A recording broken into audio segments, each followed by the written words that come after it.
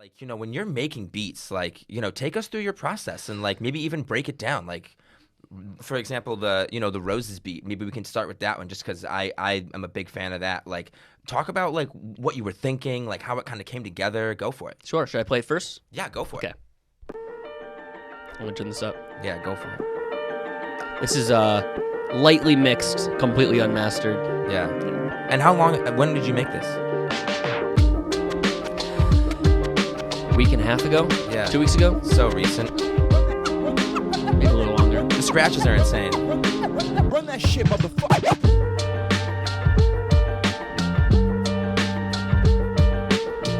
How long did it take you to, I know the answer to this, but how long did it take you to like become this? A long, long time. And maybe you feel like you're not even quite there yet, We- but like, I still have work to do. I'm always going to have work to do. I mean, the bar keeps getting higher and higher and higher with all these new... I'll pause this for a sec. Yeah. With all these new amazing artists coming out and these incredibly inventive producers, the bar just keeps getting higher and higher, and I'm going to constantly try to keep pushing that and keep reaching Facts. for it. so break this one down. So, I use a lot of Splice samples. I love Yeah. Splice. Splice is king. Splice is dope. Splice is awesome. Yeah. So I started with this piano sample that I'll isolate really quick. Mm-hmm. If I heard that, immediately I would have to do something with it. Oh yeah. I was originally gonna put it aside and work on a different beat. I was like, I knew I liked this drum loop that I throw in here.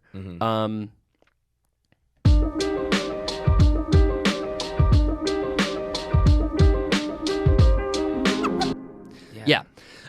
So I started my process with making beats a little bit is I'll find a sample to be like the basis of it.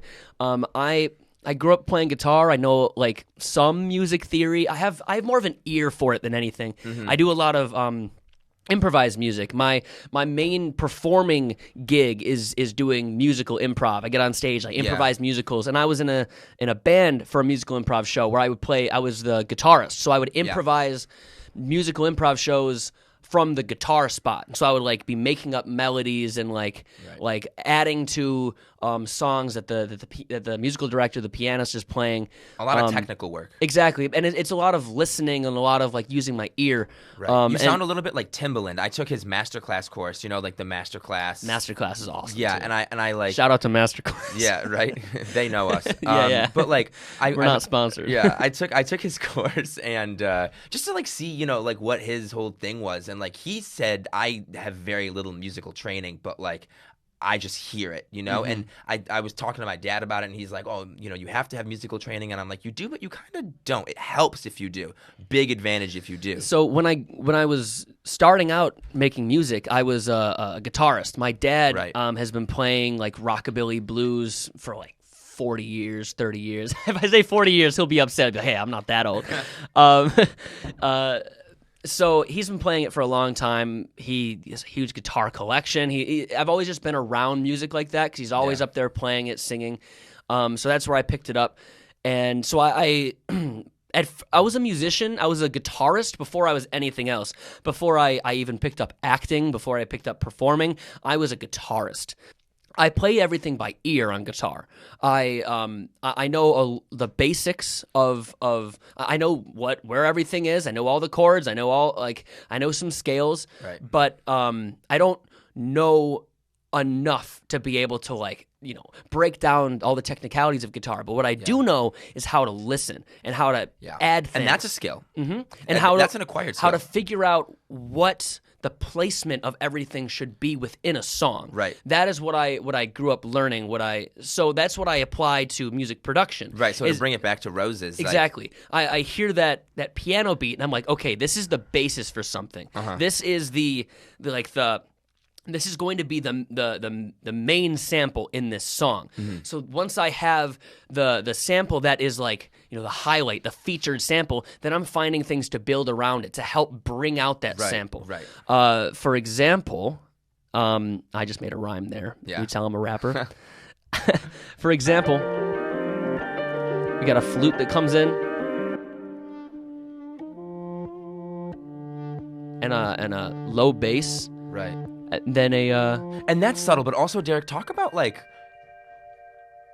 all these things that's just cool. subtly in the background. Talk about how the subtle parts of the beat can almost make the biggest difference. Oh, they because make an enormous difference. of course everyone's gonna hear that piano, that because that piano sample is dope, and like that's what you're gonna hear first, right? It's the first thing that comes on. It's the main focus. Like sometimes when I'm listening to music, I try to like put music in a 3D box.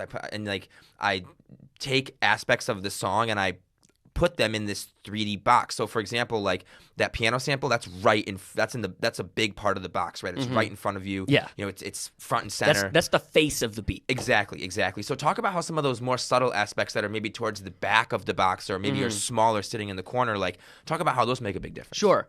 If you're someone who loves hip hop, which if you're watching this podcast, Probably listening to the podcast, watching the video, I hope you're a fan of hip hop. The best beats are the beats that make you keep coming back, Right. Because there's just something about them that is almost indescribable. That like it just keeps you listening, keeps you coming back for more. And it's those subtle things in the background. Every time you listen to it, you hear something new. It's like a good lyricist. Every time you listen to that verse, you're going to catch a new bar. You're going to catch a new double meaning. You do the same thing with the beats. Right. You add subtle things in the background, little things to fill out the world of the beat. You push it back with this reverb so it feels like you're in a whole soundscape of this beat. And yes, there's the things that are more front-facing, and that's like the general public who aren't like insane about music like They're the way just we are, because they like how it sounds. exactly. Right? Yeah.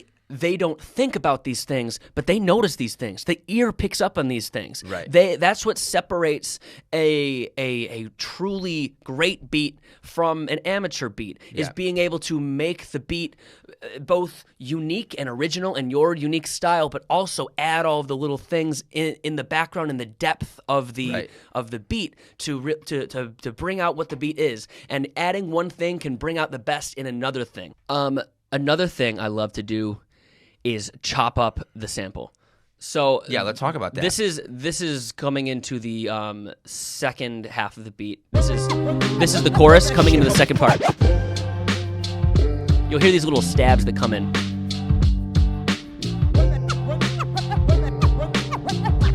Right here, listen. That done. Oh yeah. Yeah. It almost sounds like a bell. Yeah. Yeah. It just adds so much. Now this is where I chop up the beat a little bit. Run that shit, motherfucker.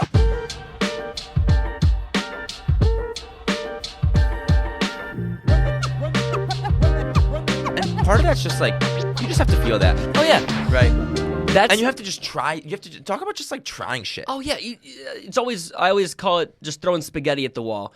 I'll hear something, I'm like, I need to do something with this. I have no idea what I'm going to do, but I need to try something. And 9 times out of 10, trying will just lead you to what you need to do. It's sitting back and waiting for the answer that is, I think, what holds most artists back, is sitting back and waiting and like, I need to come up with this thing. How do I come up with this thing? I guess I'm just going to wait until I come up with this thing. No, just start trying shit. If it doesn't work, you'll know. Yeah. Just take a step back and fucking try How it often again. does it not work for you? Am I allowed to say fuck? Yeah. Okay.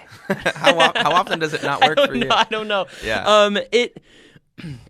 Sometimes it works, sometimes it doesn't. I would say like, I don't know. I can't put a number on it, but Right. sometimes like I'll try something and it instantly sticks. I'm like, yes, that's exactly what I needed. But sometimes I'll do something and be like, that was the wrong call. Let me just press undo a bajillion times and go back and start from a clean slate. A lot of times I'll actually take the files that I'm going to be chopping up or whatever I'm going to be trying, even if I'm like messing with vocals and stuff, and I'll copy it somewhere, and then I'll mute that and put it off to the side so I can feel free to do whatever I want. Right. And I might be wasting my time for 2 hours and I had it perfect already, but then at least I know. Because sometimes I'll listen to a song that I've released, like especially my earlier stuff, I could have taken longer with the production on. I still think they're great songs. I'm still proud of everything I've released. Absolutely. But a couple of the first singles, I hear it and I'm like, wish I had tried this. It might not have worked, but could have tried it. Yeah. But that's just how it goes. That's part of the learning curve. I'm at the point now where I'm like, I can just try anything and see if it sticks. Right. So, like, talk about when you feel like a beat is done. Because I think that's I think for a lot of producers, that's a big topic. You know what I mean? Like, some producers maybe feel like it's never done. And then at some point, it just has to be finished, right? So for you, when does it feel done to you? I could tinker forever. But to me, I've gotten to the point where a beat is done when the lyrics are laid over it. Okay. Because so many times I'll make a beat and I'm like, yeah, this beat is awesome. I love how it sounds.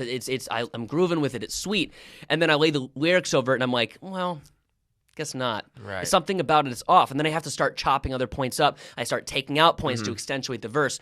Because if I'm going to make a song, I'm a lyricist first. I want people to listen to my lyrics. The beat has to help the audience groove to the lyrics. That is the point of the beat, in my opinion, for what I'm trying to do.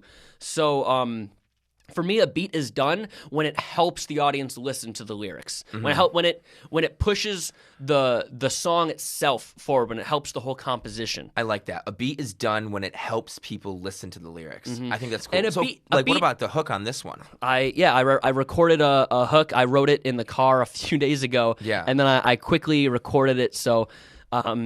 Because the be hook aware, on this is also unmixed, unmastered. Yeah, but like the hook on this like complements the beat a lot. You know what I mean? So I definitely want to hear it. But like to you, like the hook of this beat is done. Okay. Yeah. Even though it's not mixed or mastered. It's not mixed. I still need to do some stuff with it. I'm going to double up vocals and whatnot. But I love the message. Conceptually, it's there. Conceptually, it is here. Yeah. And this is how it sounds. They think 'cause I can rap real nice, then I probably got some bottles on nice. Any models I like, yeah, they probably wanna follow that life, 'cause I probably got no problems, that's right. Yeah, they think it's all roses, it's all roses, it's all roses, it's all roses. Think it's all roses, it's all roses, it's Yeah, all he's bumping his head. Run that shit, motherfucker. Yeah. That's wild. Run that shit, motherfucker. Right. It's just like.